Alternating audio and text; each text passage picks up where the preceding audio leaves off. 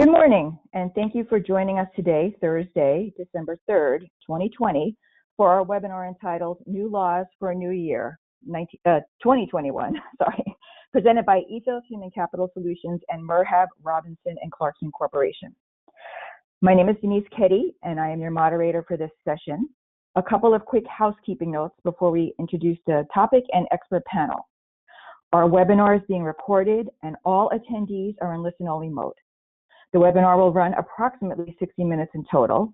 Please take a moment now to visit the handouts area on the GoToMeeting toolbar to download a copy of today's presentation. If you don't see a handouts area, click on the toolbar to enable the handouts area, and then you should be able to download the presentation. If you have questions during the presentation, please post them in the Q&A area on the dashboard at any time during the presentation. If you would like your question directed to a specific panelist, you can note that when you're sending in your question. Just a quick reminder that today's webinar is being recorded and all accompanying materials are protected by copyright. The presentation today provides general information and does not constitute legal advice. The information is offered during this webinar is as of today, December 3rd, 2020, because we know things are changing on a regular basis. So as always, we recommend that you consult with your own legal counsel to address your specific situation to ensure that you have the most current information on legal matters. Let's get right into it. 2020 has been a challenging year for employers of all sizes and across all industries throughout the year. New laws and orders regarding COVID-19 have emerged regularly, leaving employers to comply immediately with little or no notice. While COVID-19 continues to dominate the headlines and laws, there are also several new developments in employment law this year unrelated to the pandemic that will impact business owners. Our legal expert today is Curtis O'Brien, associate at the law firm of Merhab Robinson Clarkson Law Corporation. In the firm's transactional department, where he advises clients in real estate, finance, business succession planning, corporate, and employment law. In addition to Curtis's outstanding work at the firm, he has contributed articles to law journals and is a part-time lecturer and teaches classes on economics, conscious capitalism, and business law, among others. Curtis has been recognized as a rising star in Southern California every year, beginning in 2017 through, most recently, 2020. And only 2.5% of the attorneys in Southern California are selected as rising stars, so congratulations to our friend Curtis once again. Our human capital expert is Linda Duffy, president of Ethos Human Capital Solutions. Linda and her team are known for building the magic of the human connection with their unique approach to HR consulting, recruiting, training, and payroll support programs. The Ethos team works with your company by developing strategies for your business leaders to get the right systems, people, and culture in place with your organization so that you, as a business owner, can focus on running your business and achieving your goals. I'm going to turn it over to Linda right now so she can get us started. Denise, thanks so much. Appreciate you showing up today. Hope everybody's safe out there with the fire and everything in Orange County anyway. As usual, we apply for HRCI credit for these. So for those of you that have a certification through HRCI, or SHRM for that matter, if you want to just drop HRCI into the Q&A section, it will get recorded and we're happy to send you a certificate of attendance for today. We did apply, we didn't receive the approval yet, but all that means is you're going to have to enter the information manually as opposed to just putting in like the code. So if you do have the need for any sort of recertification credit for HR, just go ahead and put that in the chat and we'll take care of that and follow up with you later. So our agenda is long today, as always, and I can judge just by the sheer number of attendees because it's still climbing and we're at 168 people right now. So this is always one of our most popular webinars each year. And this year, I'm sure a lot of you are here for COVID because we are going to spend probably half the webinar going through different laws regarding COVID. They change on a literally daily basis. And so trying to keep up with that is difficult. There are other things that are important, just a few things that people on the webinar need to know about, things like, independent contractors. One of the big changes is CFRA and what's going on with that. So we're going to be talking about that. There's some other things as well, and we'll go through, and of course, end with our reminder about harassment prevention training. Okay, so let's jump right into it with COVID.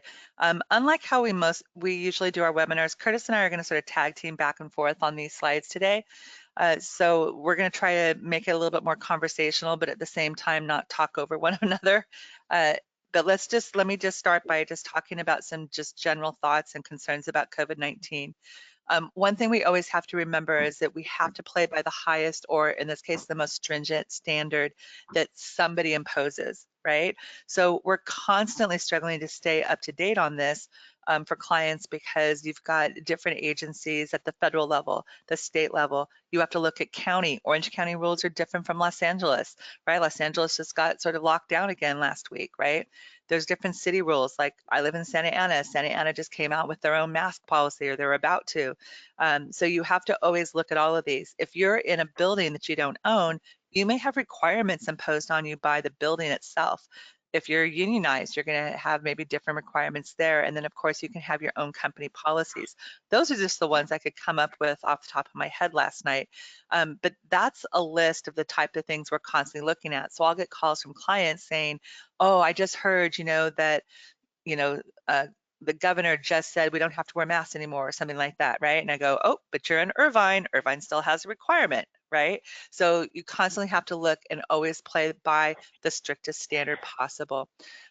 The other thing just to keep in mind is, we're going to go through the things you have to do when you have employees at work, but I'm just going to say, as I do on all of my COVID webinars that I've done so far this year, have people stay home if at all possible. There's certain industries like the restaurant industry and other hospitality, things like that, manufacturing, you can't do that, right? People can't run machines from home or things like that. But for people that are working in the office environments, a lot of times you can have those people work from home, or even in a manufacturing company, maybe you can have some office staff work at home. The better we, distance ourselves from one another right now, the easier it's going to be to get this pandemic under control. And I know Curtis is going to jump in here now and talk about this as well, but we're both seeing a huge increase in the number of calls we're getting from clients again saying, I've got a positive, test. I've had an employee exposed. I have an employee with symptoms. Like, what do I do? And we're seeing that a lot right now. Yeah, thank you, Linda. I'm happy to jump in here. I just want to echo what you said about just COVID not going away. So this is a screenshot of website of Fisher Phillips. Fisher Phillips is a big insurance employer defense firm, and they maintain this COVID-19 lawsuit case tracker. It's not an infection case tracker, it's a lawsuit case tracker. And I find it interesting to pull it up every once in a while. But a couple things I noticed yesterday when I pulled it up. California has the most lawsuits. Go figure. It may be the most populous state, but it's also the strictest state when I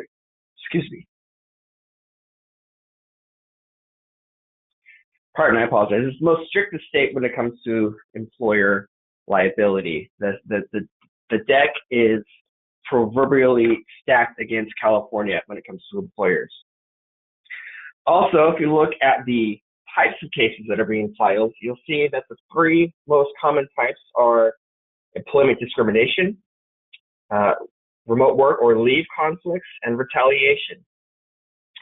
This whole year, I've been receiving calls from clients on a consistent basis where an employee has a complaint about working conditions, or has a complaint about leave, or has a complaint about risks of exposure and hazards.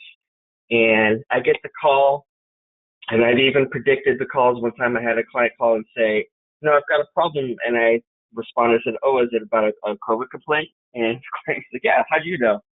Well, it's just the news right now. It's what we're seeing. And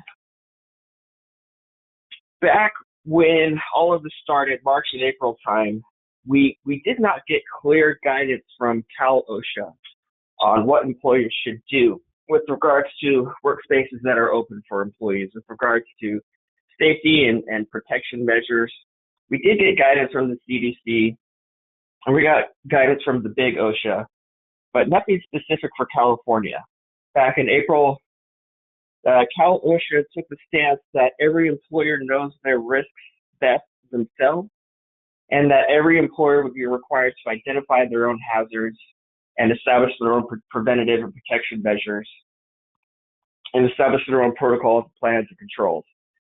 And that's a very conservative approach. And I was actually kind of surprised when I saw that from Cal OSHA. But as you can see from the graphic here, those regulations didn't really work. Employers have not been very good at policing themselves. And so now we're in a regulatory regime where last week Cal OSHA came out with a new emergency regulation on the preventative measures and programs that employers must adopt in California. So before the last 8 months, we went from a regulatory regime of police yourselves. That's not really working. So now we're in a new regulatory regime with strict guidelines. And that's what I want to spend the bulk of my time talking about here right now. This is a regulation. It's from OSHA, and regulation has the effect of law. It's been adopted, and it has been approved. This regulation applies to all California employers. There are no exemptions. There are certain situations, yes, for unions and hospitals where the guidelines are a little different, but in all other contexts, all other employers, this regulation applies to all employers, regardless of size, regardless of industry. And the biggest component of this new regulation is each employer must have a written COVID-19 prevention program. Before, Cal OSHA said, well, each employer, as you're policing yourselves, if you identify that COVID is a hazard for your workplace, you should adopt a plan. Adopt a plan and integrate it into your illness and injury prevention plan. That guideline kind of didn't get out. Cal OSHA wasn't too, did not do a good job of making sure that that requirement got out. So many times when I get calls from clients saying, hey, we've got a problem, we've got a complaint, I would ask, okay, so what does your written plan say? And I get the question almost 100% of the time, what written plan? So now it is law, each employer must adopt a written COVID-19 prevention program.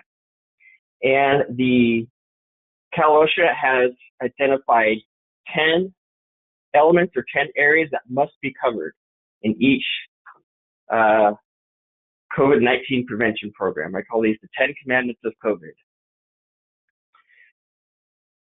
So when we're talking about the Cal OSHA new regulation, there's a few definitions of some of the terms that I want to just cover real quick, because these are a little bit different than what we've seen from the CDC or from big OSHA. So the new regulation defines a COVID-19 case as anyone who has tested positive for COVID-19, actually gotten a test and tested positive, anyone who is subject to an isolation order from the state or local government. An example of an isolation order might be if you travel interstate, you would be required to isolate for 14 days. So far in California, we have isolation recommendations, but not orders. But at any time, we could see isolation orders.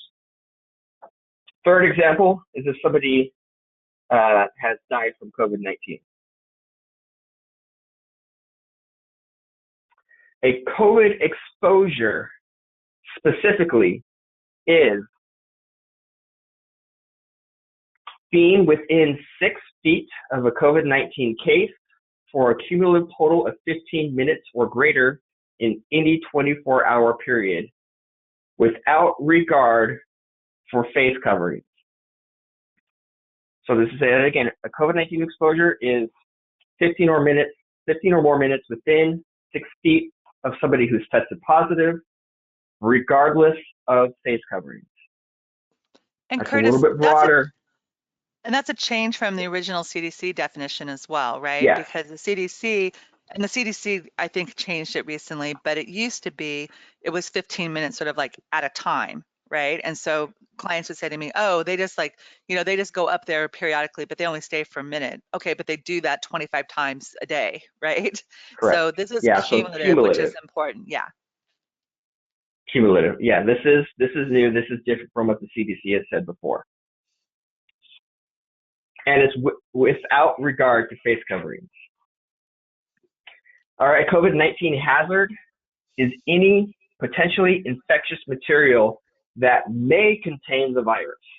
This is extremely broad. Any infectious material that may contain the virus. It could be your hands, so don't shake hands. It could be your face mask. It could be desks. It could be doorknobs. It could be windows. It could be tabletops. Any kind of surface that may contain the virus. Extremely broad definition. And exposed workplace is any work location, working area, common area that has been accessed or used by a COVID-19 case. This includes your break areas, your hallways, your walkways, conference rooms, offices, eating areas, waiting areas, any area that may have been accessed by a COVID-19 case. Oh, I don't know about you guys, but I'm already tired of going through this. So let's talk about Hang in there, Curtis. Let's talk about the 10 COVID laws, the 10 COVID commandments from Cal OSHA. All right, so the first one requires a system for communicating. Basically, what you have to do here is create a system where employees can report exposures and hazards to management. You have to create a system where you can inform employees who are at increased risk of severe COVID-19 illness, so people who are 65 and older or have other underlying health conditions. You have to inform them of possible accommodations that can be provided. You have to inform employees about access to testing, access to testing options and consequences if somebody tests, whether it's positive or negative. And you have to communicate information about your workplace hazards, possible workplace hazards. And what you have to do here is assign an employee to be your COVID czar. So imagine your workplace is the White House. You're going to have a COVID czar. You're going to have an employee assigned, maybe a team of employees if one isn't enough. A COVID czar that's going to be the point of contact for reporting, a point of contact for informing and educating employees, a point of contact for training and providing materials and informing of benefits, and a point of contact for reporting possible exposures and cases, and a person who's responsible for investigating and routinely inspecting the workplace for COVID-19 hazards. So this COVID czar is going to be in charge of identifying and evaluating your COVID-19 hazards, specifically screening employees when they come to the workplace. If you're going to screen employees, making sure that the proper process is used for screening employees, meaning a non-contact thermometer is used. You ask the questions of, have you had symptoms? Have you been in contact with somebody who's tested positive or has symptoms? And making sure people wear proper protective equipment during that interaction. Curtis, and this, like I said, go ahead, sorry. Right, Curtis. What about having making available a contactless thermometer, like at the front door, where people would self-check when they come in? Yeah, that is acceptable. Doing a self-check.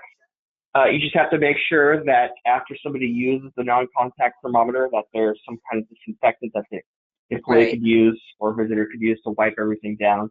And you can have a checklist or report that lists,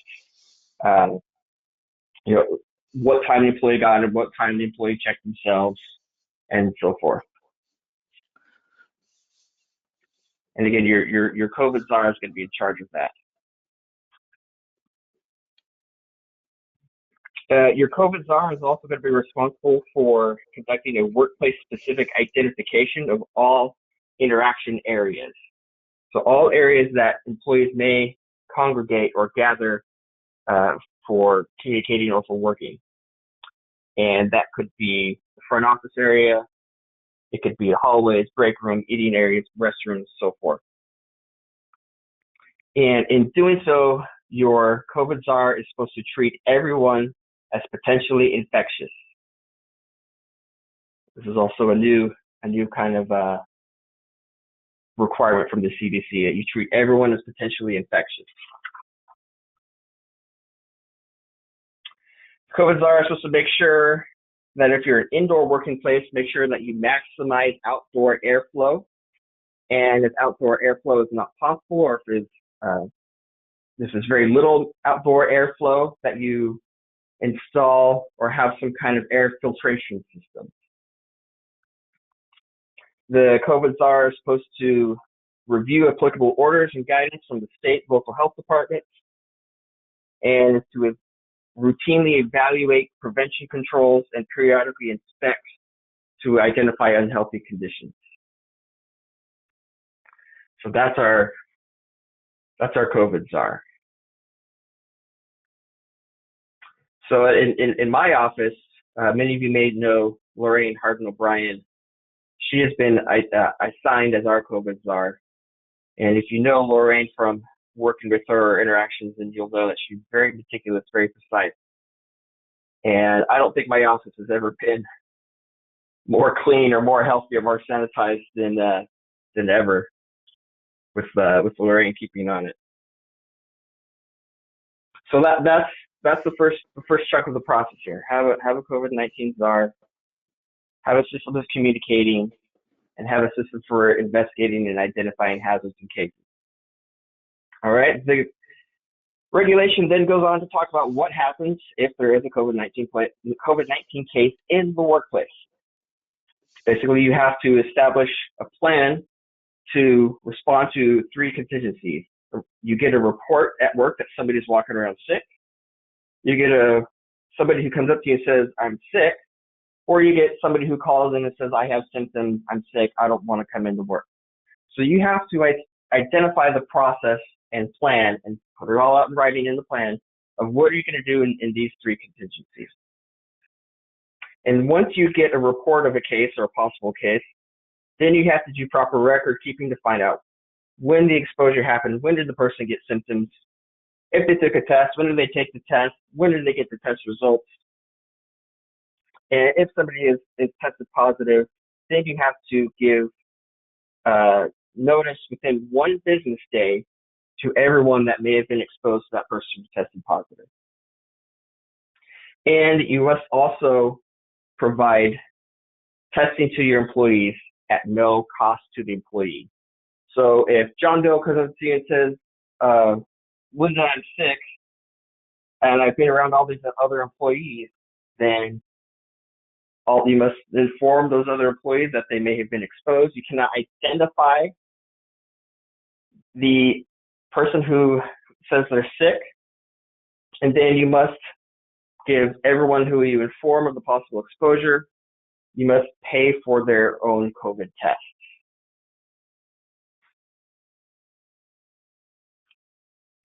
And you keep good records. And part of this process is if any COVID-19 hazards are identified while investigating COVID cases, you correct them. We've talked about training and instruction. We should all be familiar with physical distancing. One requirement here, which is already pretty consistent with the CDC, is that if you're unable to maintain the 6 feet of social distancing at work, you have a physical barrier that's solid, that is cleanable. Use a physical barrier to separate employees that cannot maintain social distancing that's solid and cleanable. We already know about face coverings, but the regulation emphasizes face coverings. Face coverings cannot be so loose knit that moisture or air can get through. They must be tight knit and must be worn at all times when you are within 6 feet of another employee or in public areas. So there are times when you can take off the mask under the regulation when you're alone in the room. Like I have my own office to take off my mask in my office. You can take off your mask while you're eating and drinking. And you can take off your mask if you have a certified medical condition that prevents you from wearing a mask. And this Curtis, requirement, again, yeah, go ahead, Linda.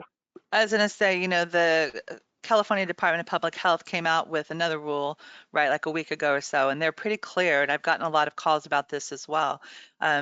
It was before, oh, if you're 6 feet away or something, like you're working in a cubicle or whatever, you don't have to have it. That's not the case anymore. I mean, they're very specific.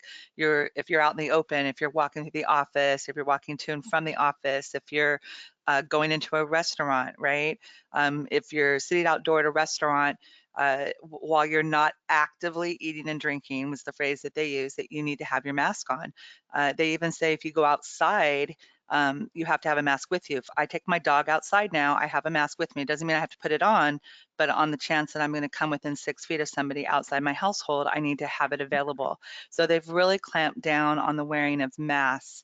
And it's also part of these new regs that the employer is responsible for policing this. So it says that employers have to actually make sure the masks, you have to provide the mask, you have to make sure that it's worn over the nose, over the mouth, and that it's being worn at all times.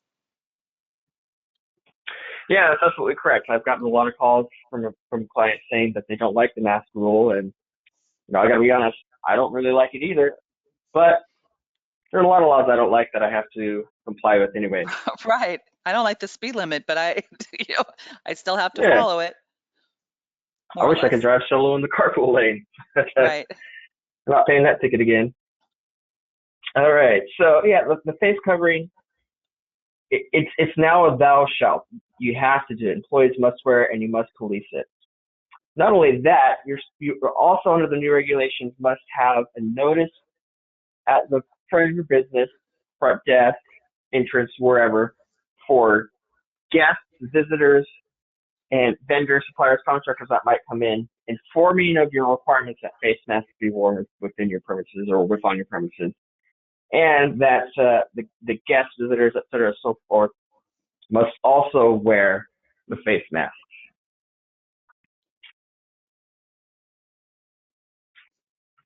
All right, the regulation goes on to talk about other engineering controls and administrative controls, personal protective equipment. We've pretty much touched on it already. This isn't really new. I don't want to spend any time on it. There are some new requirements for record keeping. So this whole process we've been talking about here with your COVID czar and investigating cases and exposures, you must now keep physical written records of everything that happens in this whole COVID czar investigation reporting process. Keep records of all the training that you do. Keep records of all reports or complaints, reports of cases or complaints of hazards. Keep records of remediation efforts that are taken. Keep records of when somebody reports a case, when somebody reports that they got a test, when somebody reports that they got the results from the test. And it's actually, it is a burden, but it will actually be helpful because, as we're going to get to in the next little section here on exclusion of COVID-19 cases, there are different time periods that must be tracked when somebody is exposed and when somebody gets positive. And the record keeping will help you keep track of all of that. So it is an administrative burden, but I think it will be helpful. So the last topic I want to go over here for exclusion of COVID-19 cases. So this is different than what we've seen from the CDC and from Big OSHA so far. Obviously, we know if somebody tests positive, they are to be they are to self-quarantine at home until they're better. But now under the new Cal OSHA regulation, if somebody is merely exposed, then they must self-quarantine for 14 days. And if this is a new type of paid leave, the employer must continue all earnings and benefits throughout that self-quarantine. So this is in addition to what we've seen under FSCRA. Before, if somebody was exposed and they self-quarantined, they would just go on unemployment or work from home. Now, in California, if somebody is exposed at work and they self-quarantine, they must continue to be paid their usual benefits. There is an exception here that if the employer can demonstrate that an employee was exposed outside of work, then the obligation to continue those benefits does not exist, and the employee is to seek other forms of benefits such as paid sick leave, vacation, and FSCRA rights. To be able to return to work, the CDC just yesterday changed the guidelines on this, and they changed these guidelines in August, and they changed them before that. It's a moving target. But as of yesterday,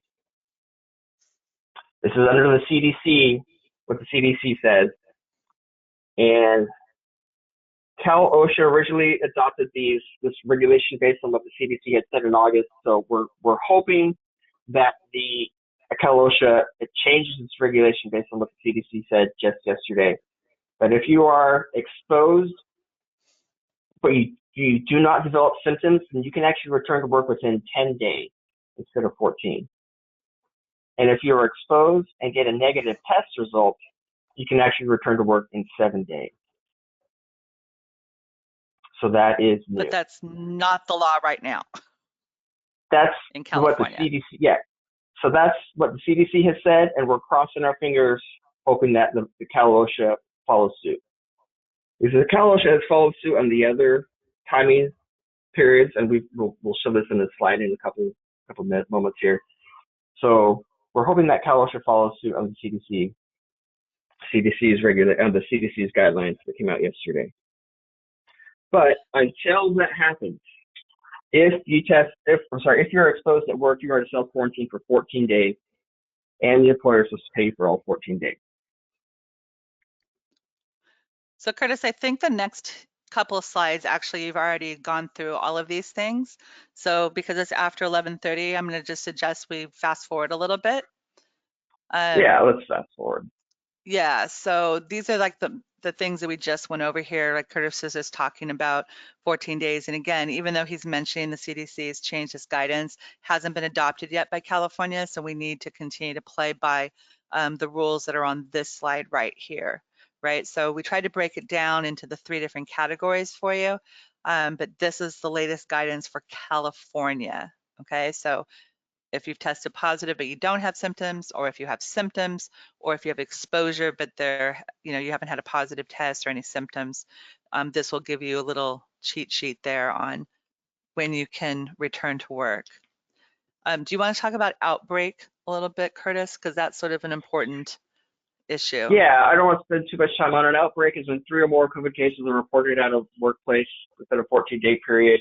If there's an outbreak, then you must report it to Cal OSHA and your local health department, and you must go through additional procedures to sanitize and clean your workplace. And you provide notice to all employees of the outbreak, not just the ones who may have been exposed. Yeah, and that's a big change, right? Because up until now, we've done the contact tracing. We've said, okay, who has been exposed? You still have to do that for the purpose of sending people home, but you're required now to provide notice to all employees who are working at the exposed workplace. And this is a 14-day look-back period for the most part, right? And then again, you're going to have to do testing multiple times at your cost as the employer. So this is a big change and one that everybody needs to make sure you have a plan in place for. So let's take a look at sort of a scenario. Let's start with the first scenario. So let's say you own a manufacturing company, right? And one of your employees comes back from Thanksgiving, and then yesterday they come to you and they've been working all week, right? They come back to you and they say, hey, I just found out I was with somebody at Thanksgiving dinner, they've tested positive, right? So one of the big changes is there's no longer an exemption for critical infrastructure employers, right? So like I got a call from a client, this manufacturer earlier in the week, and she said, hey, I've got this situation. Can I still have him work as long as he's wearing a mask? I said, yes. And then I had to call her back and go, nope, got to send him home, right? Because there's new law in place. So there's no exemption. So that means that all exposed employees need to stay home for 14 days in self-quarantine. Okay, now because that employee was presumably outside of work exposed, like, in this case, she knew, hey, I got, the exposure from somebody I spent Thanksgiving with, then there's no requirement to pay her under this new law. She can apply for unemployment, she can use her PTO or whatever, things like that. She's not paid under the emergency paid sick leave under the FFCRA because, she doesn't have symptoms. The doctor hasn't told her to stay home. She's not seeking a diagnosis for anything. So there's also no need to report it to your workers' comp carrier or any other agency until if and when this becomes a situation, right? There's also no need for anybody else at the company to quarantine because it's not an exposure to coworkers. I get this question a lot, right? So for her, she had a direct exposure. Unless she develops symptoms or tests positive, there's no risk to the other people that she's working with, okay? But let's just say, as our follow-up scenario here, that employee, she comes in and she develops symptoms and tests positive today, right? She comes to you and she says, hey, I'm not feeling well. She goes and she gets tested positive and she's been at work all week. One of her coworkers, this one male, develops symptoms tomorrow, right? So now you've got a situation where you have to do contact tracing for both workers, right?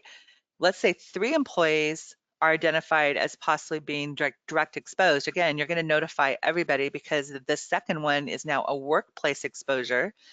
Those 3 employees must also self-quarantine, right? You have to provide them notification. They have to be paid their wages and benefits under this new law. They also have to be provided with free testing, okay? Because the male employee was at work, he may need to be paid under EPSL, right? He's going to have to be paid under the new Cal OSHA laws if it goes beyond that. And he has to have the free testing. And then there is a need to report the second one to your workers' comp carrier. And then you look at the 3 that were sent home and you watch them to see if they also go on to develop symptoms or test positive.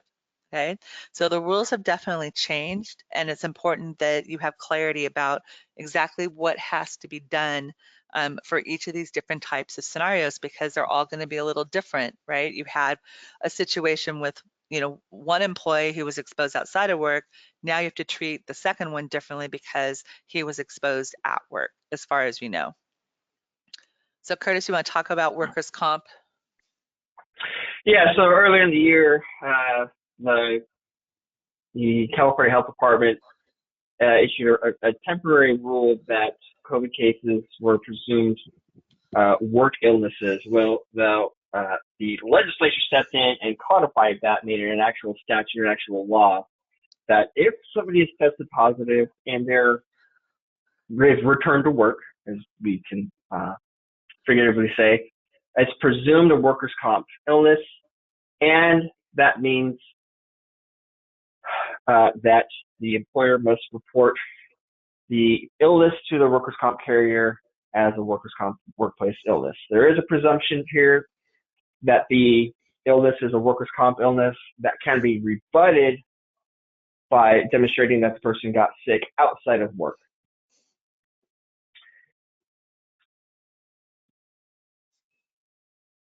So it's presumption of compensation. And what we've actually been seeing is hospitals have been now battling with workers' comp carriers to get reimbursed for treatment costs. All right. So your health insurance company has been trying to get money from your workers' comp carrier because of this new presumption that workers' comp, that the illness is a workers' comp illness. And so what we're going to see from this with workers' comp carriers doling out tons of cash is that everyone's premiums are going to go up for workers' comp coverage across the board. Well, let's hope that's not the case, but that could be. You can also see on here that the outbreak definition has, is a little bit different as well. So you want to make sure that the outbreak definition is used differently, right, for reporting versus what Cal OSHA is using it for. So just make sure that you have some clarity on that as well. And one more thing about emergency paid sick leave. So FFCRO only applies to employers of 500 or fewer employees, basically small businesses. Well, California likes to replicate what the federal government does. And so California went ahead and made emergency paid sick leave available to large employers as well, employers of 500 or more employees. And that's nationwide, so it's a cumulative count. And this is for, again, individuals who are subject to a federal, state, or local quarantine isolation order, or who are advised by a health care provider to self-quarantine or prohibited from working due to health concerns. It's very much FFCRA, but for large employers. And so that's California specific. So if you thought you're off the hook because you had if you had more than 500 employers, you are no longer off the hook.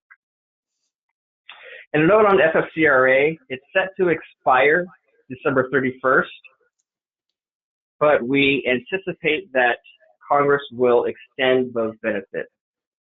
I saw that Congress has started negotiating again for another relief bill, and so we expect that FFCRA will be expanded in that relief bill. Yeah, I can't believe that it would not be, right? Yeah. Okay, I know that the chat has been blowing up with questions. We're going to blow through this next section. It's doubtful we're going to get done right at noon, so hopefully everybody can stick around. But if you can't, we are recording it, and we'll be able to get you a link afterwards in case you do have to jump off. We didn't do a very good job estimating how long this was going to take, clearly. But we're going to move forward with some non-COVID laws, because yes, there is more going on in California than just that. And we're going to try to go through quickly, because I don't think this is probably the stuff that's going to be on most people's minds, with just a couple of exceptions. So everybody remember that AB 5 was passed and went into effect this past year, where basically all employees in California are presumed to be or all workers are presumed to be employees.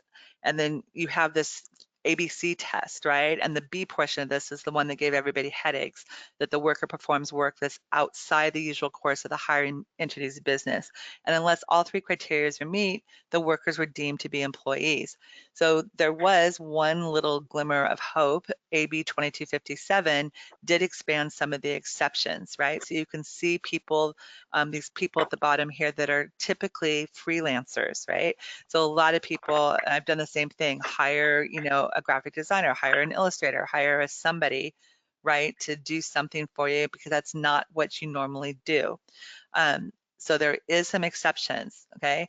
But again, don't get too excited, because one, this is straight off of EDD's website, right? This isn't photoshopped. It is a screen capture that I did, right? So it says that workers will be considered employees unless proven otherwise. And I've been through too many EDD audits with clients to know that they're not playing around on this, right? They're going to look really quickly to see, are you paying people under a social security number, for example, or are you going to pay people under an EIN? And if you're not paying them under an EIN, that's the first thing that they look for, and then they go from there, right? So even if you have that freelancer situation, it doesn't mean that they're exempt from the law. It just means that now you have to impose the old Borrello test that's been around for a long time, also called the right to control test. It weighs 11 different factors, and essentially they're looking to see who's controlling the work of the employer or the worker, right? Can they affect their own profit and loss? This is one of the reasons why I've always argued with Marla, that I don't believe that Uber drivers, for example, are independent contractors. They don't set any of the rates, right? It's controlled by somebody else. So you can go down this list. It's like, the level of expertise comes into play, whether they are offering the service to other, clients, right? Who's providing the equipment, tools, and stuff like this. So just take a look at this. And at the end of the day, I'm going to tell you, Curtis and I are on the same page here. Be really, really reluctant to use independent contractors in the state of California right now. They are clear that they don't want you to, and they're making it as difficult as possible. So just tread really carefully. If the person providing the service has their own business, like if you engage Ethos, obviously you're paying us under an EIN, you're not paying it under my social security number. There's a difference, right? If it's a company providing the service versus an individual. Yeah, you can hear the rule is, just real quick. The rule is a worker is presumed an employee. That means you can't call me and say, hey, can I hire this person as an independent contractor? So the law is a worker's presumed employee, and then if you want to then classify them as an independent contractor, you have to pass the ABC test or pass Barolo. And just as a note, Prop 22 did pass, so the app-based drivers are now independent contractors by statute. So a Right. Barolo will not apply to them. Right. Exactly. Great. Okay, this is going to be a huge change for small employers. So up until now, the Family Medical Leave Act and the California Family Rights Act applied only if you had 50 or more employees in a 75-mile radius. California took the California Family Rights Act, and effective January, that is going to drop down to 5. Yes, I'm not kidding you, 5 or more employees, right? So it's going to require you, small business owners, right, to offer an unpaid but job protected leave for 12 weeks in a 12-month period, right? So if somebody comes to you and, I mean, we already have protection for pregnancy, but if somebody comes to you with another medical condition or they need to take care of a family member or whatever, you're going to have to keep their job for them and allow them to go out on this leave for 12 weeks.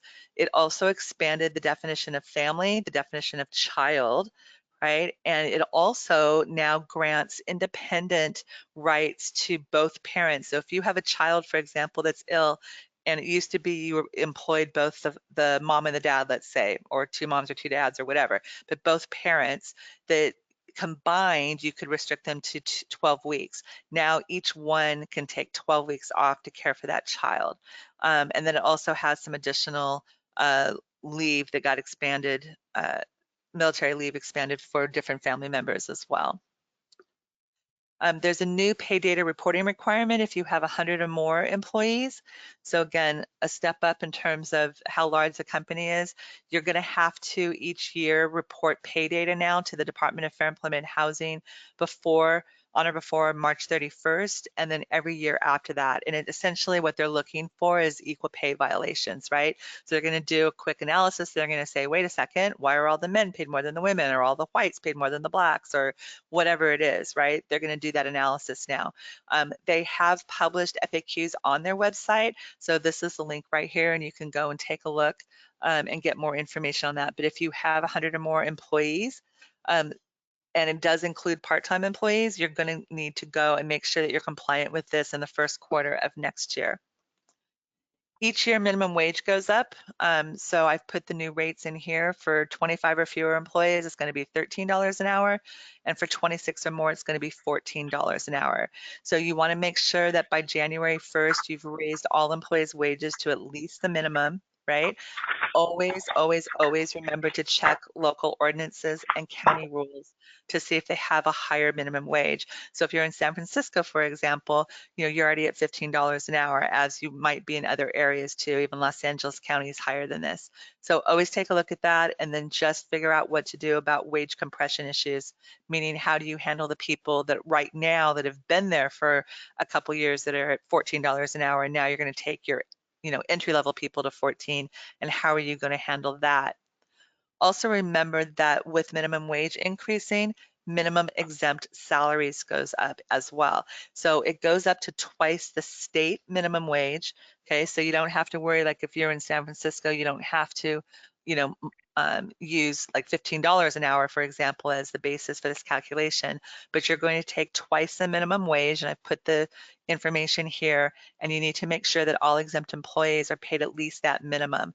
When we go in to do an audit, that's one of the things we ask for, is we say, hey, print me out a list of all of your employees, give us this information, and tell us, how they're classified.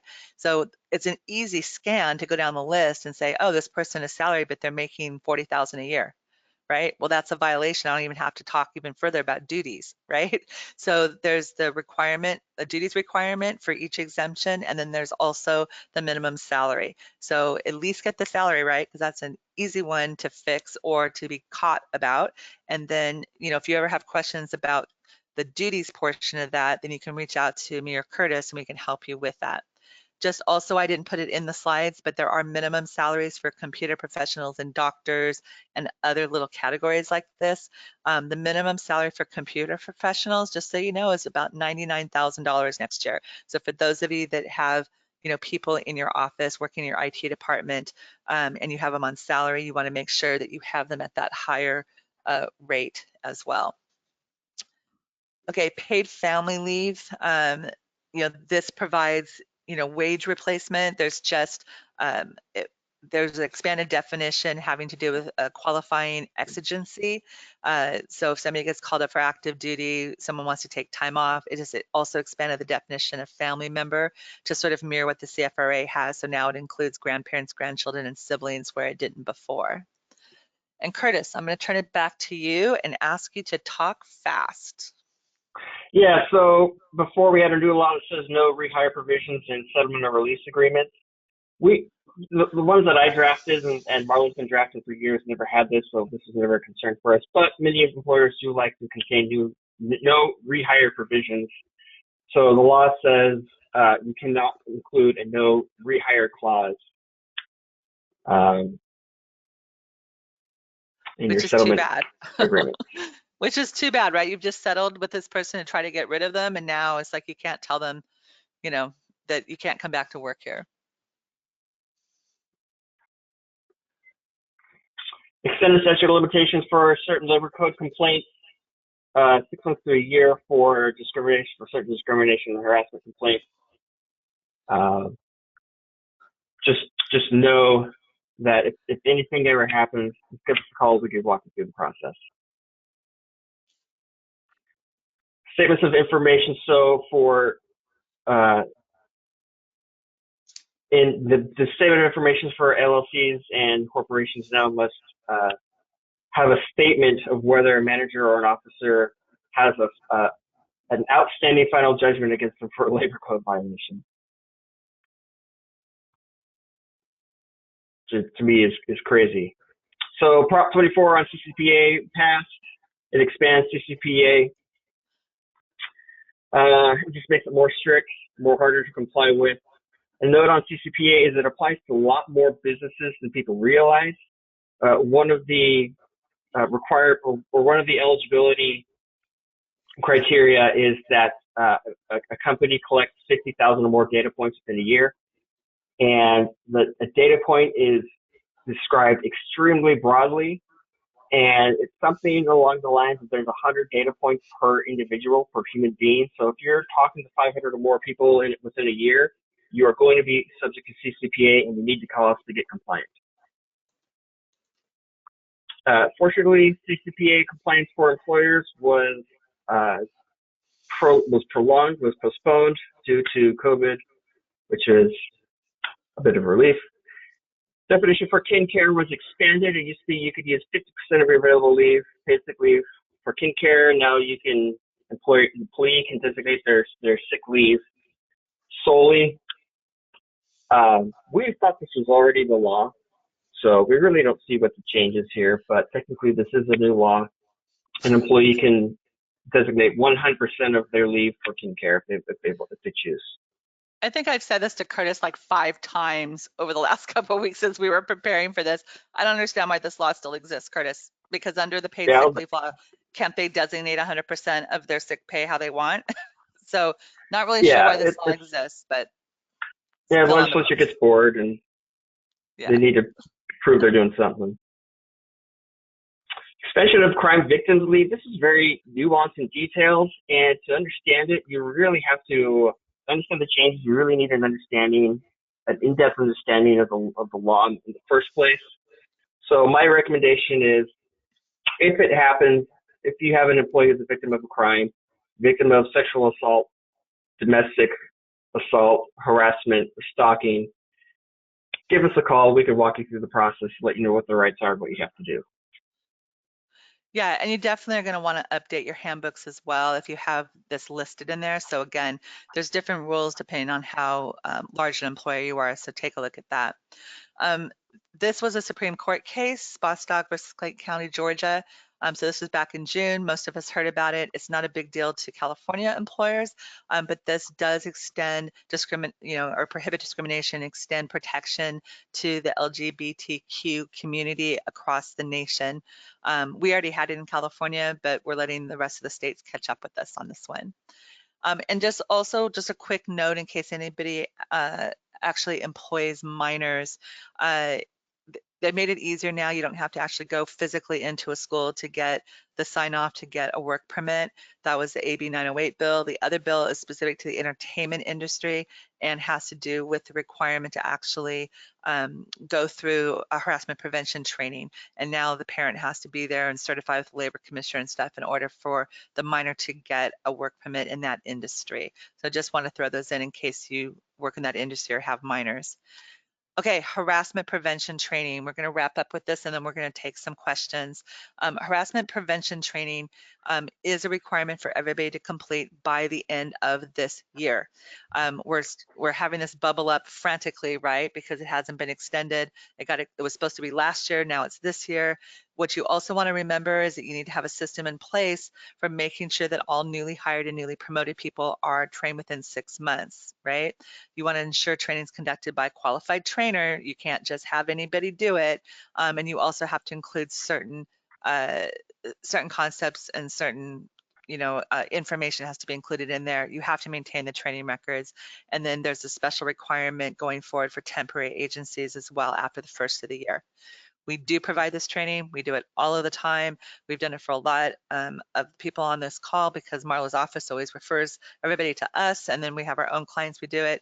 We can do it on site. Most people don't want us coming on site right now. We can do it online via public webinar or a captive webinar for your own company. And we also have an on-demand option that a lot of people are taking advantage of right now, and it's really good for getting caught up on the one-off people as you hire them as well. So we have created our own content, and we just give you a link basically, and you can go out and the employee can do it on any sort of device. We also offer it in both English and Spanish. We can help you write your policy that's required. We have a confidential hotline for reporting, and also we can do some proactive surveys to actually prevent or investigate issues before they get out of hand. Just a note, because I don't normally share a lot of information on the webinars, but a lot of questions have been coming up on this at the end of the year. So call us if you need help writing or updating your handbook, or if like you have not had to comply with CFRA and now you're wondering like, how am I going to manage this leave? What forms do I need? How do I do this? And you want help with that. If you have any concerns at all that you've misclassified your employees as exempt or independent contractors, you want to make sure you reach out to me or Curtis to get help with that. And if you don't have the time or expertise to write that COVID plan that now is pretty extensive, then please make sure that you reach out to us as well. And we, of course, always appreciate referrals to any small business owner who doesn't have a professional HR resource and wants one. All right, so we are just about at the noon hour. Again, Curtis, I hope you can stick around for a little bit. I'm here. I know I can. For people who are going to have to jump off, I'll just make a couple of notes again. If you were late joining us, I mentioned that if you need HRCI credit or you want recertification credits on SHRM, just drop HRCI or SHRM into the chat box, and we'll collect that and send you a certificate of attendance after this. Also, if you have any ideas about future webinar topics that you want, please let us know. You can email me or you can drop them into the chat as well. We'd love to get some ideas on what it is that you would like to see. We don't have one scheduled yet for January. We're thinking about doing it on how to manage a remote workforce and share that, because it looks like this is not going away anytime soon. But we'll get back to you once we have a date and time in mind. Denise, I'm turning it back over to you. Okay, great, thanks. There's a lot of questions, and I'm going to preface this by saying we have a lot of questions. We won't get to them all, and some of them are very specific. So what we'll do is make sure that you both see a copy of the questions, and we can follow up with them at a later date. A couple of questions. We talked about COVID czar. Does the COVID czar have to be someone that is added to the staff or someone that can be appointed? No, that can be someone who's appointed, someone who's already on your staff. So if you already have a human resource employee or a controller that kind of does both duties, you can just add duties to that person that already exists. You don't need to hire somebody new. Yeah, safety doesn't matter. We have clients, I mean, I have a CPA firm, the receptionist is doing it. It's just to have a focal point and somebody that's really dedicated to watching over this. Okay. How much time has to pass after a possible exposure before we start testing employees? If they were exposed to an employee. Yeah, that's a tough one. So the guidance from OSHA is that you can send them to get tested immediately. But the problem with that is the CDC has said that a person is probably not going to be able to test positive until 24 to 48 hours afterwards, just because there is an incubation period. Which I think that's why the CDC yesterday changed some of their guidance. So if you can send somebody to test, you can send them to get tested right away, but still have them quarantined for 7 days if they test negative, because they could test negative and still develop symptoms if you have them go and test too early.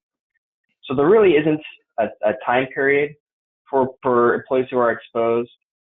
If somebody is exposed, since you're under an obligation to exclude them, I would go ahead and send them to get tested right away, and then have them self-isolate or work from home.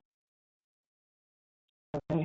There's a lot of questions on testing and stuff, so we're going to hit a couple. Can we have our employees use their health insurance to pay for the testing as long as we reimburse them for any co-pays?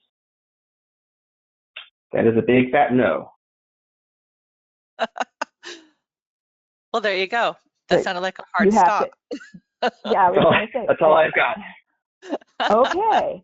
Because even if you have them, but just follow up. So even if you have them use their health insurance to pay for it, their health insurance is just going to seek reimbursement from your workers' comp carrier, and that's going to increase your rate. So either you pay for it directly, or it comes out of your future increased premiums. It's going to come back to you somehow. So my recommendation is just pay for the test right away, not have them use their insurance. And Curtis, I don't remember if we mentioned this or not, but another change or maybe clarification in the rules is that employers cannot require employees to produce a negative test before returning to work. Yeah, that is correct. So the regime now for returning for work is symptom-based. Before it was a negative test-based, and that wasn't too reliable, because somebody could be healthy, could recover, could no longer be contagious, but still have the virus in their body and still test positive, even weeks after they're no longer sick. So the regime for returning back to work is a symptom-based test. Right. Yeah, we have one of our clients actually runs urgent care clinics, and so the CDC basically abandoned their testing strategy to return people back to work back in July. And I was talking to Julie, our client, and she said, they're having people that no longer have any sort of symptoms at all, but they continue to test positive. She had one that went for like 59 days that was continuing to test positive, but there was no evidence of any sort of symptoms or viral shedding. And so she said, they were seeing just a lot of issues with the test. So yeah, use the symptom strategy. We'll wait and see if Cal OSHA adopts the new strategy that CDC has put out, and we'll see what happens. The other thing, just so everybody should know, is I think Governor Newsom's probably in the process of having his daily briefing. I got a text from Ivana on our team while we were on the thing, and she said she's been told by people that she's expecting him to announce a full shutdown again for California. So we'll see what happens. So stay tuned on that as well. Great. Yeah. Just getting better every day. Okay. If now that we have this new notification that we have to notify our employees within 1 business day, is the notification for only those who did not have the 15-minute cumulative exposure within 6 feet, but were working in the same exposed workspace? So we have a couple different questions. So people need to understand, what if they were in a different building? What if, they were in the same area? So that's come up a couple different times. Yeah, and I've had that question before. It's a good question. So the notice for exposure is only for notice for one employee that's been exposed is only for the employees, vendors, visitors, guests who are actually exposed to that employee who is sick. So that's somebody who is within 6 feet for a cumulative 15 minutes within a 24-hour day. So if you have one building so you have an office where somebody's sick, but then your manufacturing warehouse somewhere else was never visited by that office employee who was sick, you don't need to tell the manufacturing warehouse. You don't need to provide them notice. Okay. But also We have, one other thing on that though, remember also you have a requirement for each like site location to have its own COVID plan, right? So you're not going to be able to get away with like, oh, well, all of these buildings are under one COVID plan, and then turn around and say, oh, but we didn't notify people, in this other building. You're gonna have to be really, really careful about it. If everything's going to be the same, then slap a different, cover sheet on the COVID plan, and that's fine. But just be careful you're not being disingenuous about it and creating a different problem for yourself. okay. We have a couple of questions that we're asking for samples of record keeping forms. I know that anyone listening to here can reach out to either Curtis or Linda to have a specific policy written so that you would have copies of the forms. Well, and Another let me question about, jump in on that one, Denise. Let me jump in on yeah. that one. So I heard Mhm. what Curtis said, and that's fine. And I always defer to attorneys, but I'm going to tell you I have a different opinion on the record keeping portion. So he said this Mhm. in response to my question about could you have a contactless thermometer like at the door? I'm going to tell you don't keep any records, and here's why. I've had too many litigators tell me the problem if you start down that path of having a record like early on we said, okay, when people show up to work, have them write something that says or certify something that says they, don't have any symptoms and they don't have a fever or something like that. Or if you're taking their temperature, make a record of it. And they said, there's no good that's going to come of that. Just have a consistent practice and just say, this is what we do. Because anybody representing a plaintiff is going to say, oh, look, what happened on, December 3rd? There's nothing on this page, right? But this visitor showed up, and you're going to have discrepancies. And so their advice was like, don't keep those type of records. Now, Curtis, my question to you is there a requirement under the new law that requires you to keep those records? Yes, there is. So I appreciate what you're So it's saying, Linda, and I agree generally with the practice, because if you, like I said, if there's a hole, then that's just asking for problems. But under the new regulation, it is a must. It's one of the 10 COVID commandments. You have to keep records, written records of everything that you do, whether it's screening or investigating. You have to keep a record of everything. But is a record the policy statement that this is what our practice is, or is the record that, hey, somebody used a thermometer, so they have to record it? Because if it's the latter, then what about companies whose plan says we have employees self-check at home? Well, so it's whatever you choose to do. You have to be consistent. So you don't necessarily need to keep a record of everyone's self-check every day, but if you are going to have records, then you must keep them and be consistent, if that makes sense. A So little you bit. don't have to have a checklist up. You don't have to have a list at the front door of everyone signing in. But if you are going to do it, then you must keep that record. Right. And that's why I'm in favor of don't keep the record to begin with, right? Have the policy that says this is what we do. And then, everybody's sort of on their honor system, they check their temperature. And if it's, below 100.4, then there you go. Yeah, so that is acceptable for screening, but for investigations and remediations and inspecting, there must be written records for all of those activities. Got it. Okay, thanks. Well, I didn't know about the COVID 10 commandments. Thank you. With the new mask rules, if employees are sitting in cubicles in an open bay, but the cubicle walls are 6 feet high and the cubicles are large enough to meet that 6-foot requirement between two people, are they still required to wear a mask at all times? Well, to be able to answer that question, I would need more information, because it's not just that there is a barrier. It has to be a proper barrier. So one, the barrier has to be solid.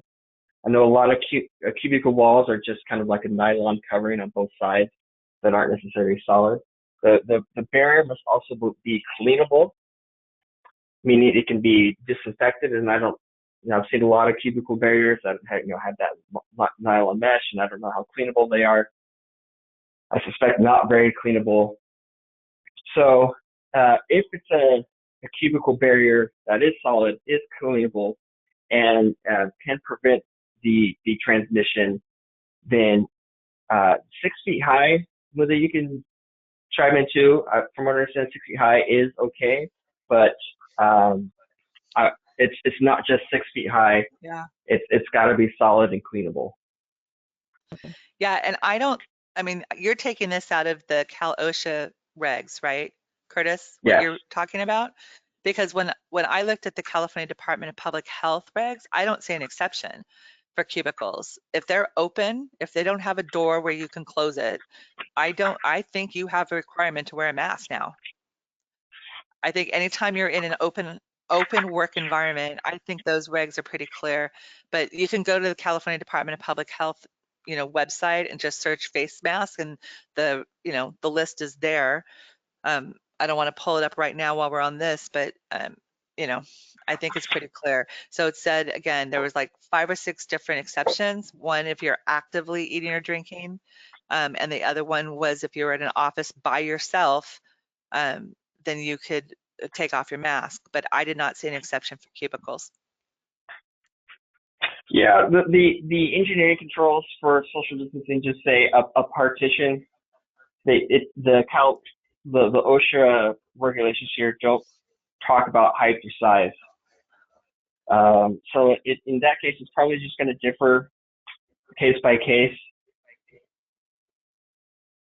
But we're also going to have to play to the highest, most stringent standard, right? Going back to the very first comment I made. So if the California Department of Public Health says you have to wear a mask at all times, right? Except with these exceptions, it's going to be a higher standard. I just don't know if that's necessarily the case, because it's not necessarily an open area. There are petitions. I just don't think that the state has really taken this on. I don't think there is an answer for it. Probably goes back to Linda's comments. If you can make your employees stay at home, stay at home. Yeah, exactly. Solve everybody's problem. Yeah, you've been preaching that since it started. Okay, if you have an outbreak of COVID cases, 3+ in a 14-day period, as that's the new definition, does the employer have to mandate all employees get tested, or only offer the test and the employees can choose to get tested or not? So that's, can an employee almost in effect refuse to get tested, I guess? Yeah. When did you know that one off the top of my head? I'd have to look it up. Yeah, that's a really good question. I believe that it said the employer will test all employees, was like the words or the phrase that was used. Okay, so I looked it up here. It's only the ones who are exposed. It says all employees exposed during the 14-day period. So it's not necessarily all employees. It's only the ones who are exposed. And if an employee doesn't have any symptoms, they can decline testing, even if they were exposed, just as a follow-up. Yeah, sure. An employee can decline testing. They still have their California Constitution rights to privacy. Let's Denise, will you just make a note of this and let's double check this, because I thought last night when I was reading it said under an outbreak, again, depending on the definition of outbreak, all employees at that location had to be tested. So we'll circle back with everybody on a follow-up email on that one and get some clarity before we confuse people. Okay, we're at 12:14. Do you want to take one more question and wrap up? Because we still have a ton. Okay. We still have a lot of people on the call too, so clearly this is important stuff. Yeah, I know. I was just looking at that too. Okay, an employee may have been exposed that he's part-time employee. How do we pay for him? An employee that may be exposed to COVID, but he's part-time. Yeah, it's at their usual earning. So if they work on average 20 hours a week, then you would just pay them for that average, that same consistent average, 20 hours a week. Yeah, like when we talk about the 80 hours under FFCR, that's because most people work 40 hours in a week, right? So or for most industries, but it's like what's gonna over that 2-week period. So you just go back and just do a look back and take an average. Okay, a question again about offices. So you talked about the offices and the 6 feet away, mask and everything. Someone was asking the question earlier in the presentation, how does it work in an office if the landlord refuses to make any changes to protect the offices and the employees in the building? So I guess they haven't put in partitions or anything. That's a question for a lawyer. Yeah, so if it were me, I would either make a complaint to I would just make a complaint to Cal OSHA. Trying to think if there's another agency I would make a complaint to, because if the landlord is not complying, then you need to get the government involved to force the landlord to comply. Okay. And you could probably complain to your local county or city health department too, and they can come in and they can force the building to comply. And worst case scenario, you can always file a lawsuit. Yeah, and they can call you. Yeah. Okay, just saying. Okay, we have another question. If employees are still working from home, so they're not coming into the office, does the employer have to pay for COVID tests if they're exposed? No. I mean, the law on this one is pretty clear. It's like if they have been working from home, then that is sort of by definition not a work-related exposure. Yeah, it's not a work site, so you don't have to pay for it. Okay, so then we have another question about somebody who had a technician go out to a client and the client had COVID. So what are the steps that the business owner now has to do with the technician that was exposed? Quarantine. Send them to get tested and have them quarantined. Okay, let's see. Another question, do employers pay for testing for all potential COVID testing or only during an outbreak? It's for all exposed employees. Okay. It's not just an outbreak where there's 3 or 10. Even if there's just one employee who shows up to work sick and they expose others, you'd have to pay for it. And it's only for those who've been exposed. Okay. So that's really important to know where your employees have been and who they've been in contact with. Right. Yeah. We recommend doing written contact tracing. So you can have each employee, you can create a little form, a little spreadsheet, and have the employee just keep a list of all of their in-person interactions that they have throughout the day. Again, it's burdensome, but it's probably going to be beneficial in the end. What if you work in a retail environment or a restaurant or something like that where you have to interact with guests? Well, the workers are going to have masks on for starters. Yeah. So hopefully that helps cut it down. Okay. Can employees be paid while quarantining, using their PTO and go negative into their accrual account? That's a company decision. I mean, I always tell employers, I'm not a big fan of advancing vacation. It happens on occasion, but just know that you cannot just deduct that from future paychecks unless the employee agrees. And if the employee leaves the company, your remedy is small claims court, basically, if they're unwilling to repay it to you. So just know that you're essentially making a loan that you may not collect on. But yeah, of course, you can do whatever you'd like. So one interesting point to make here is the Cal OSHA reg says that when an employee is self-quarantining, the company can use paid sick leave benefits to pay the employee, which I'm not sure how enforceable that is, because the California, as we just mentioned in our webinar, the California statute, which is higher priority and supersedes the regulation, says that the employees get to designate their paid sick leave, not the employer. So we really don't know how that's going to play out. I would only use paid sick leave in covering somebody who's quarantining. I'm not sure if I would want to use vacation benefits.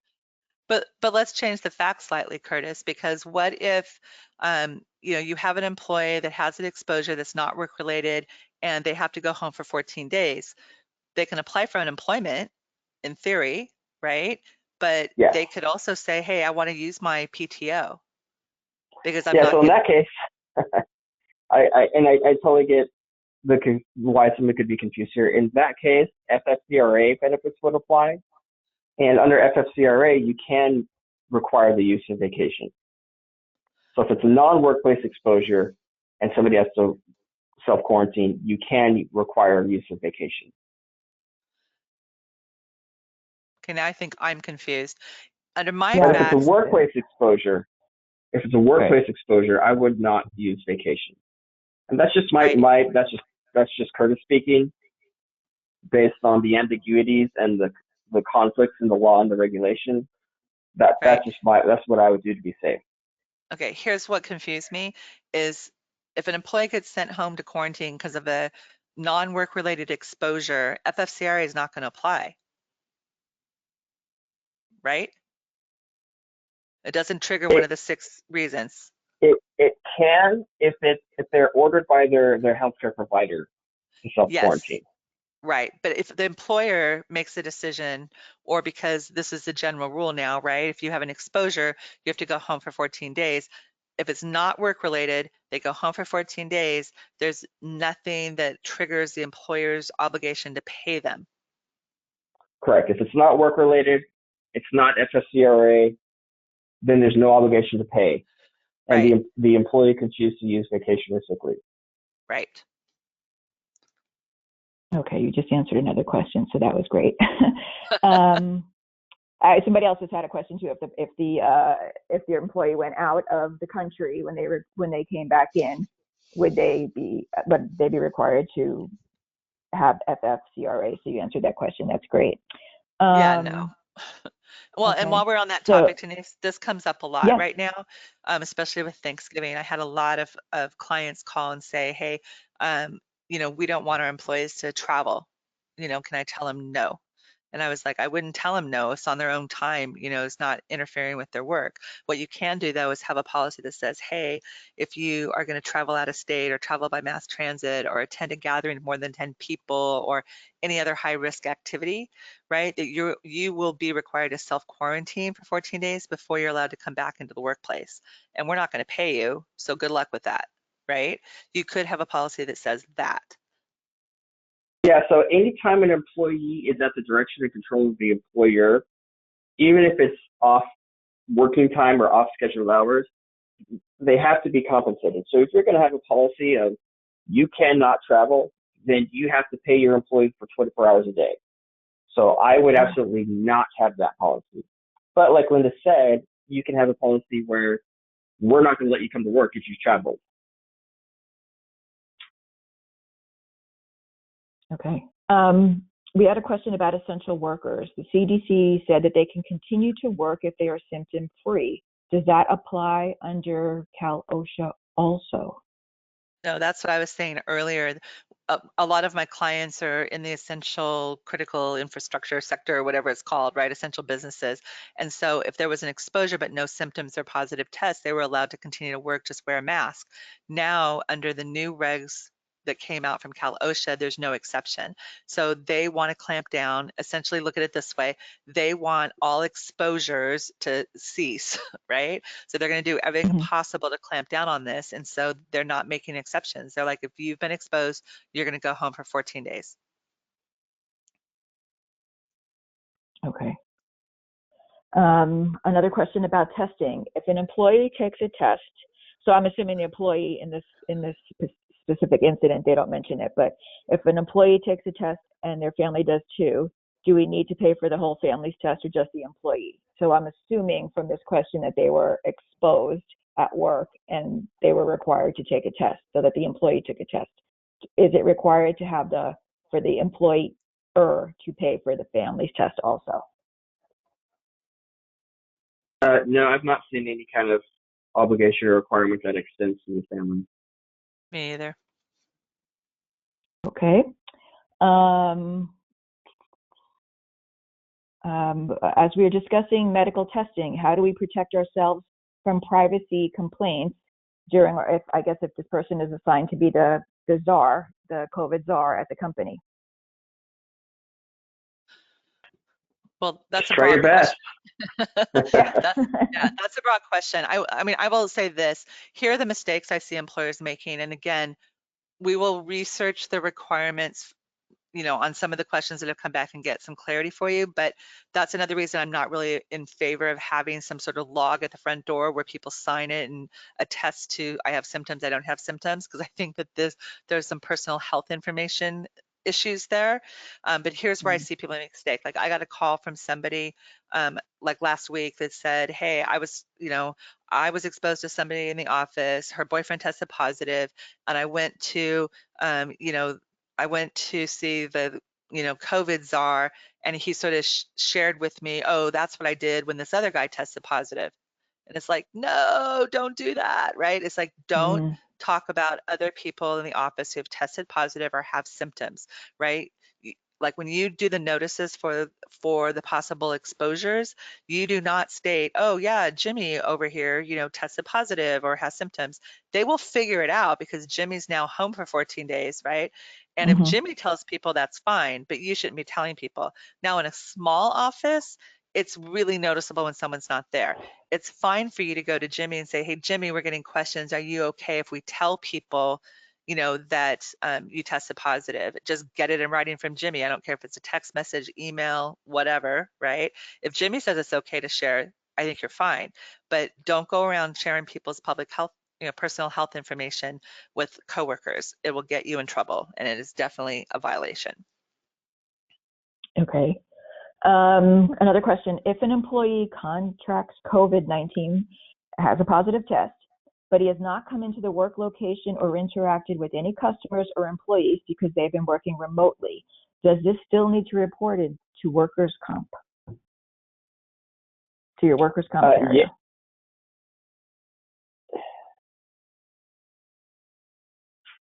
I would probably still report it, but let your carrier know that there's a good chance that your carrier can rebut the presumption that it's a work-related illness.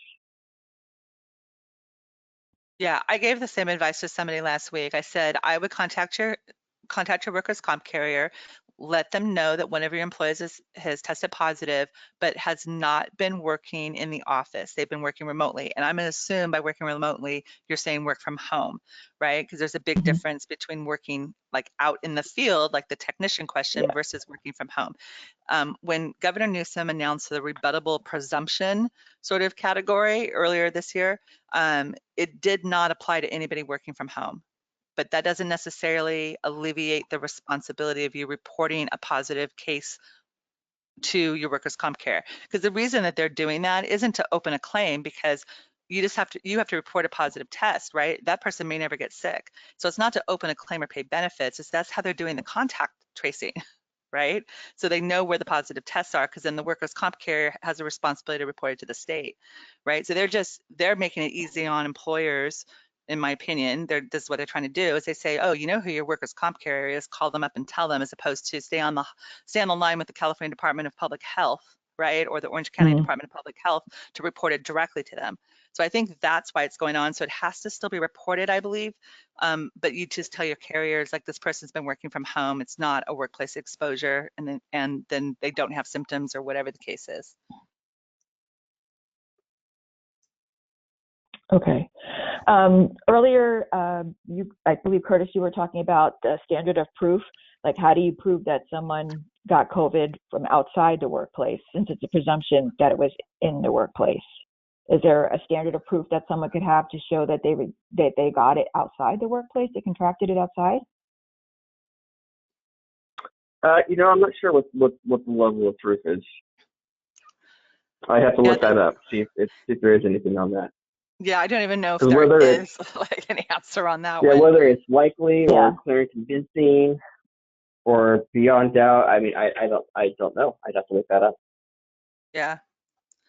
I mean, I think, most people I mean, I shouldn't say that. I don't know the percentage of people. In my experience, most people, they know because they got a phone call from someone, right? And I know me personally, I don't want to ever have to make that call like, oh, guess what? Sorry, I saw you last week, Denise, and I tested positive, right? But I think that most people get a phone call from someone to say, oh, so and so just tested positive, right? And then that's how they find out, unless of course they develop symptoms. I think when you develop symptoms, you may not have an idea of where you got it, you know, but you can ask the employee, do you have any idea where you contracted this, right? And they go, oh yeah, I live with my boyfriend, he has it, or I was at Thanksgiving and somebody there got it, or whatever, and then document that, right? I mean, you can do what you can do. There are going to be times when it's going to be a we don't know where this came from situation. Okay. But Governor was really clear. It's a rebuttable presumption, right? If they're working in at a work site, that it's work related. So it's the burden is definitely on the employer to disprove that. Okay. I'm looking at another question that seems to be answered earlier today.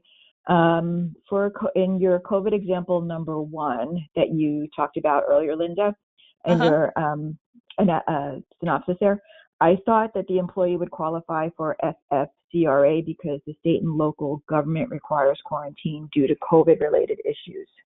That is an awesome question, because Curtis and I went round and round on this 6 months ago.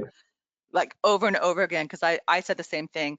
I said, I don't understand this. So, Curtis, you want to take it? I mean, so we actually had to dig into the every time there's a new law issued by Congress, the appropriate agency or department sets forth their own kind of explanatory comments or their own regulations of how that law is going to, how it's going to work, how it's going to be implemented, what some of the different things mean. And so in the regulations to back up FFCRA, the Department of Labor actually said that the person has to be exhibiting symptoms in that case, in that situation, to be eligible for FFCRA. So if they're just sent home because if they're not able to work because of a local order that's not going to trigger FFCRA, they actually have to be sent home by a physician or quarantining because they have symptoms. They don't necessarily need to have a positive test, but just the mere fact of a local order is not going to create FFCRA responsibility. Yeah. So what's going to be interesting coming up under the new OSHA rules, right? There's so many things that seem to not be congruent with one another, right? So their definition is slightly different. You also have a situation where Curtis and I talked about is, are you really going to challenge if somebody is over the age of 65 or 65 or older, or they're susceptible or they're in a higher risk category? If they went home under the first order, I'd probably pay them the 80 hours, right? But they're still going to be 65 next week. They're still going to, after the 80 hours is used up. So then what? The interesting part under the Cal OSHA rule is when somebody goes home because of an exposure, whatever, they may be home for a really long period of time. We don't know, right? We hope not. We hope they're back soon, but there's no limit on how much you're going to have to pay them. And that's a big change also. There's no 80-hour limit. There's no nothing. So if you could exhaust the 80 hours under the FFCRA and still continue to have to pay them while they're out.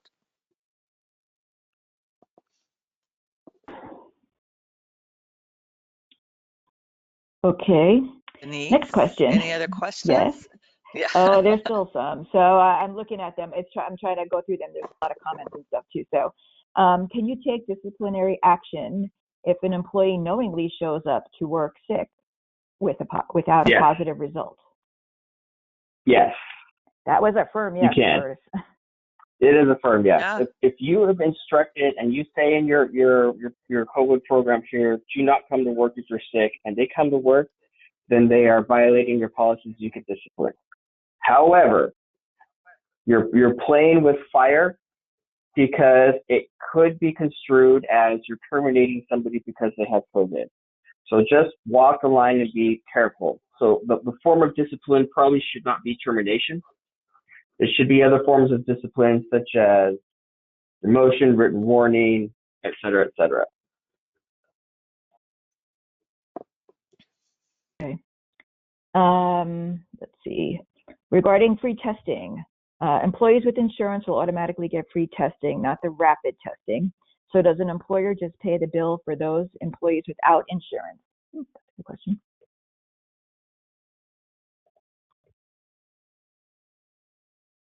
Well, I think this went back to what Curtis said earlier, right? The employer is responsible for paying it. So I would think that employers need to contact either their occupational health clinic or make arrangements with a service that can come out on site and test, or go to people's homes, or I don't know how they would do it.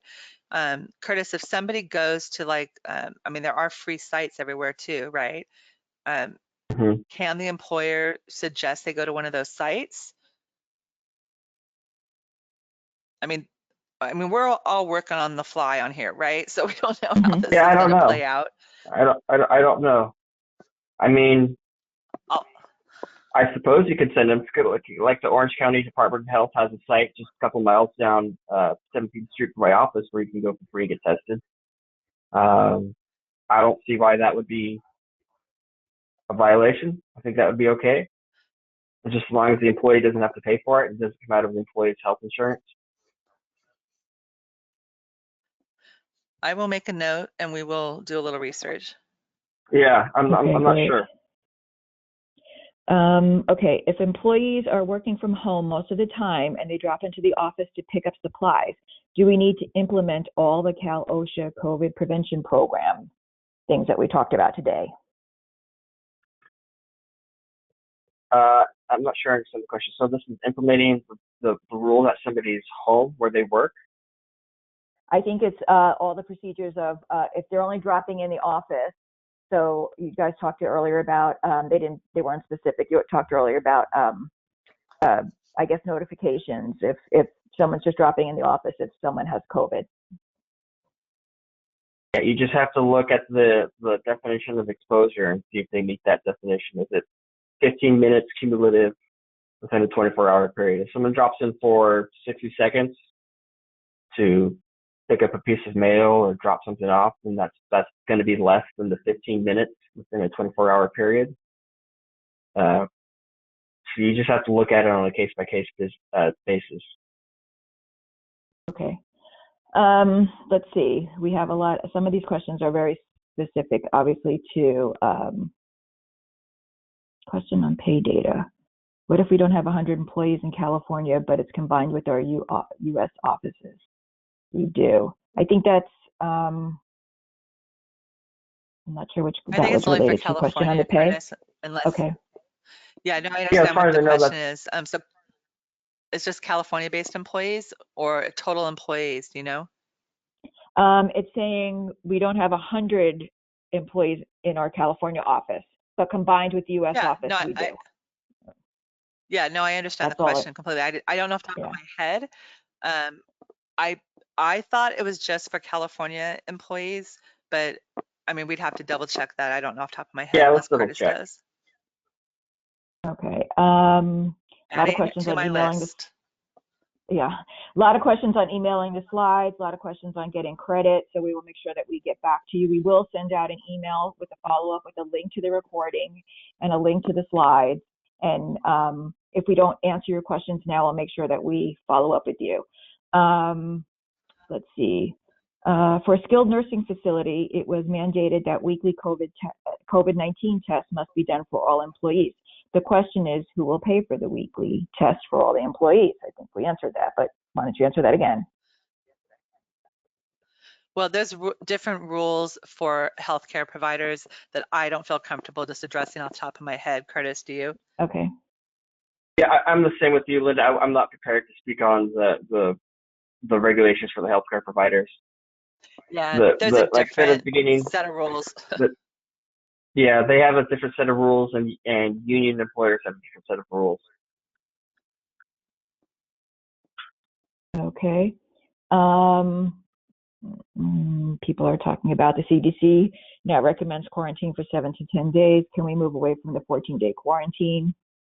I know you talked about that earlier. Not yet. Not Cross yet. our fingers, knock on wood, that California follows suit. California has in the past followed the CDC when the CDC changed their guidelines. So we hope that we can follow the CDC, but until we do, we still have to follow the California guidelines. Okay. All right, Denise, any last question? I'm looking at the clock. It's 12:40. I'm getting Everybody's hungry. been troopers. Oh, wow. Yeah. Yes. Everyone's been troopers. We do have like a couple questions, but I think they're much more specific related to their individual situations. So I think you guys did a fantastic job, and like I said, we'll follow up with everybody, and we'll take the questions down, and we'll give them to Curtis and to Linda to try to follow up with you guys direct. Great. That sounds good. Curtis, thanks so much as always. Appreciate you my partnering pleasure. on this. Thanks, Denise, for braving your evacuation plan and sticking with us today. And thanks to everybody for attending.